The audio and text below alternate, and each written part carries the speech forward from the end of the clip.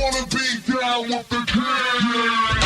It's the Sports Kings. Sports Kings. Big Mike. He might fall off the wagon in the next 10 minutes. And Rob Calloway. It's about bringing talent. It's not about all the flash and glitz and glam. Not your average sports talk show. The Sports Kings. This is NFL legend, Work Done. This your boy D. Howard, a.k.a. Superman. I'm Jerome Bettis, the bus. It's Cam Newton. Holla at your boy, already. This is Hank Aaron, and I'm down with the King. Tell a friend, Kings is back. And that is right. The Kings are back. Rob Calloway still flying solo dolo, ladies and gentlemen, on this Tuesday evening. Thank you guys for tuning in, however you may be listening, either via Spreaker.com or iHeartRadio.com. Don't forget, you can download those apps absolutely free for your Apple, Android, or Windows device. Now, I do have to give you this small disclaimer. If you download iHeartRadio via a Windows phone, which, of course, I have, you will not be able to listen to the Sports Kings because the podcast section is not available via Windows. So you can listen to it on your computer or any of your Apple or Android devices. All right? So just got to make sure I put that little disclaimer out there for those of you that might be Windowers like me and want to get down with the Kings. But you can always listen on Spreaker.com through the free Spreaker app. Don't forget, we're on Facebook, Instagram, Twitter, and Tumblr at Sports Kings Live. You can always shoot us an email at sportskingslive@gmail.com. And since we last joined you last week, a lot of things have happened. Training camp are open throughout the NFL. The Buffalo Bills have suspended offensive line coach Aaron Kromer for 6 games. And, of course, we talked about that incident a few weeks ago where you had some kids, basically, that were sitting in his beach chairs, and he was offended, and he ended up throwing blows at a young man that ended up being a minor. But the charges have since been dismissed, but the Buffalo Bills still felt that it was their duty to make sure that Mr. Kromer learned his lesson. Also, the Deflategate saga continues. From what I understand, within the next 6 or 7 days, we will be receiving the latest or the newest developments in the appeal process of Deflategate. Chip Kelly, he's still a racist. Well, not that I know of, but Brandon Boykin is the latest former Philadelphia Eagle to say Chip Kelly is a racist, but then Boykin had a minor change of heart and was like, hey, that's not what I meant to say. That's not what I was saying. See, what had happened was, and then he explained what happened. News around the NBA, Kobe Bryant says he isn't sure if this will be his final year. All right, Kobe. Adidas has offered James Harden a 13-year, $200 million deal to drop Nike as his endorser and to sign with the three-stripe athletic shoe company Adidas. What else happened? Ronda Rousey. Oh, my God. 34 seconds. It was all it took to knock off Beth Carrera. Floyd Mayweather has officially gone on Instagram and announced that the fight is official between he and Andre Berto, September 12th, live at the MGM Grand. But here's the deal. Everybody was saying that this fight might be live on CBS. Well, no, it's going to be on Showtime. But I'm not sure how many people are actually going to order this fight. I really got to be honest with you. I'm not sure because will I be watching? Yeah, but where will I be watching? That's the question. I know somebody is going to order the fight, but not really sure if I want to spend any money. If it's $29.99 to get me Mayweather Berto right here at the crib. But if it's $50, $49.99, $59.99 or up, sorry, Mayweather. Can't do it for you, man. Also, sad news out of the world of professional wrestling is the ultimate bad guy, Roddy Piper, passed away at 61 from a heart attack just a few days ago. And so we send our condolences out to his family and to the wrestling community as a whole. For some reason here lately, man, my childhood has been flipped inside out. You had the American Dream, Dusty Rhodes die. Then the whole Hulk Hogan thing and the N-word and all of that stuff happened. And now Roddy Piper is dead. And that's just wrestling. Let's not do the whole Bill Cosby thing, because I know you guys have seen that magazine cover, right? Where what is it? 37 ladies accusing Bill Cosby of rape. This is unbelievable. My whole childhood has been flipped upside down. A couple of TV shows that we always talk about happened over the weekend. You had Power, happened on Saturday, and Ballers happened on Sunday. And man, oh man, as I said last week, the plot thickens on Power on Stars. And I'm sure we'll talk about that coming up in just a few. And also coming up in the second half of the show on this day, as well as Ben Troupe, former NFLer, former tight end for the Tennessee Titans. He will join the show. But the big story that I didn't mention that happened since the last time we were on air, has to do with the Seattle Seahawks. Russell Wilson, I talked about it Thursday. I was saying, Russ, you just need to close this deal, man. Don't worry about trying to get 25 a year. Let's just work on 22 or 23 million a year. And that's exactly what happened. He and the Seattle Seahawks agreed to terms on a new $87 million deal, $31 million guaranteed for the upcoming season. And he actually got all that money up front. That was like a signing bonus. And so he's only going to make about $700,000 in salary. But hey, you front me $31 million. It's all good. And so there's a lot of things going on in Seattle. Not sure if you guys have really been paying attention, but there's some money being passed out in Seattle. There's some guys disgruntled because they want some money up in Seattle. And so right now, instead of me talking about it, and I'm not there, we turn our attention to the Pacific Northwest, and we are being joined by Gregg Bell, who is the beat writer for the Seattle Seahawks, the defending NFC champion Seattle Seahawks with the News Tribune. First of all, Greg, thank you for joining us on Sports Kings Live.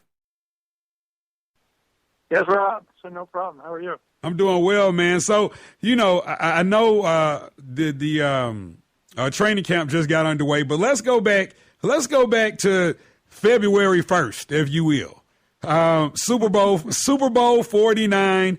It looked like the Seahawks had a great, well, they did have a great shot, but it looked like they were about to do what many thought they couldn't do, and that was beat the New England Patriots.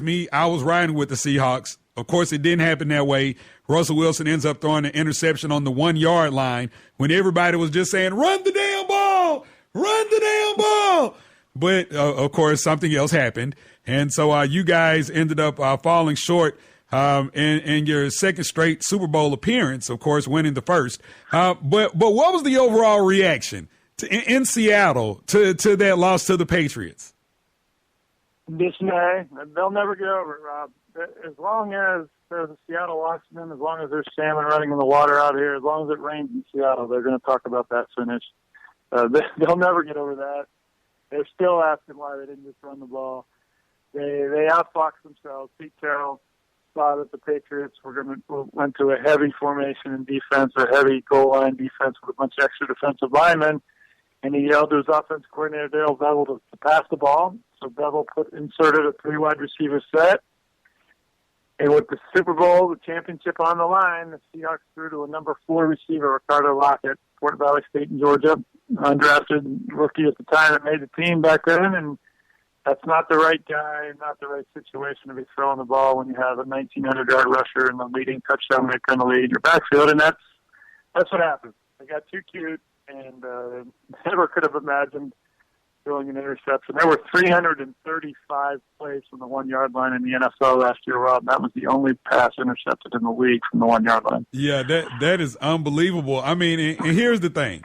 I mean, it's a no-brainer to me, right? Now there's only maybe one wide receiver I would have thrown that ball to ever. I mean, because look, I'm very familiar with Ricardo, and what people don't know about Ricardo Lockett is that he's been to more Super Bowls than anybody in the last 4 years. Like, this dude has been to 3 Super Bowls, like with Frisco, and then the 2 with Seattle. So, but yeah, I get what you're saying. The 4th-string dude. There's only one guy I would have thrown that ball to, maybe 2, because I would hate to exclude Jerry Rice.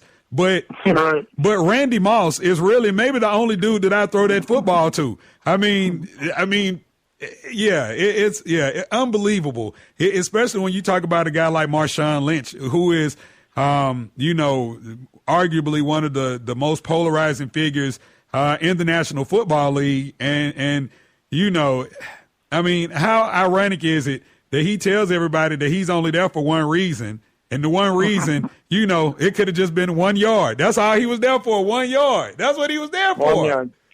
That's exactly right. That's why he's in the backfield. People forget that the Seahawks kind of backed themselves in the corner of that play, Rob, because they let the clock run down about 45 seconds. Had they just run the normal course of play and not bled the clock, they could have had 3 more plays with Lynch from the 1 yard line. As it was, because they only had one timeout left and they let the clock run down, their thinking was, well, we can only run one of these plays with the timeouts and time remaining. But yeah, if they had just lined up quickly on the line of scrimmage after that previous play that Lynch ran him down to the 1 yard line, they had 3 chances to run Lynch from the 1. And I think any team in any league at any time would take that as the best chance of winning. They just outthought themselves. They got too cute, and one of the only times in the last 2 years what Pete Carroll didn't work. Yeah, unbelievable. This is Sports Kings Live. Rob Calloway on the line right now with Gregg Bell, the beat writer for the Seattle Seahawks with the News Tribune. Now, continuing with the offseason. Now, following the Super Bowl, we're going to the offseason, and, everybody's trying to improve. If you think there are some areas to improve in, and, teams are just trying to do what they can in order to make it a step further the following year. Now, you guys went out and landed what I think is a huge fish. And me being an Atlanta Falcons fan, I applauded Seattle when they made the move in acquiring Jimmy Graham from the New Orleans Saints. In your opinion, how big of a move was this for your quarterback, not just for the team, but for Russell Wilson to have such a reliable safety valve to go to? Yeah, Jimmy Graham can single-handedly change this offense. If Russell Wilson gets enough time to throw, which is a big if behind an iffy offensive line, Graham can make all kinds of problems for a defense. The defense is normally stacked against Marshawn Lynch. They put 9, even 10 in the box. No team in the NFL threw it fewer times last year than the Seahawks. They were 20th in the league in converting touchdowns inside the 20-yard line in the red zone because they didn't throw it as much or nearly as well as anybody else. That's all going to change with Jimmy Graham. In practices so far, this is the number 1 defense in the league the last 2 years. Nobody on that defense can come even close to guarding Jimmy Graham. Wilson's just throwing the ball up, and Graham's catching it over everybody. 6'7". It's not going to be that easy in real games, but that's how different the Seahawks offense could be, is that they now have to throw down the middle to somebody who is 6'7" and nobody can guard, nobody can match up with. Wilson's going to love him. I think if I were the Seahawks, I'd call every red zone pass play for Jimmy Graham. Now, other teams know that as well, but it all comes down to the offensive line, giving Wilson enough time to look for Graham getting down the field. And if that happens, this Seahawks offense is going to be a lot more dynamic than it's been in 3-4 years. Mm-hmm. Absolutely. Now, you mentioned the defense, which has been tops the past few seasons. In the offseason, a guy that was a major player in that Legion of Boom, Byron Maxwell, left for the Philadelphia Eagles, and so I guess Kerry Williams is supposed to step in and take his place. What are your thoughts on losing a guy like Byron Maxwell?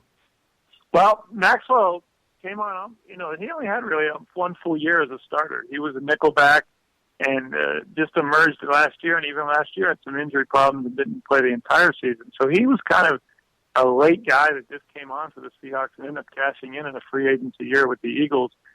Kerry Williams, 4 years and $18 million, who the Seahawks are given the right cornerback job to.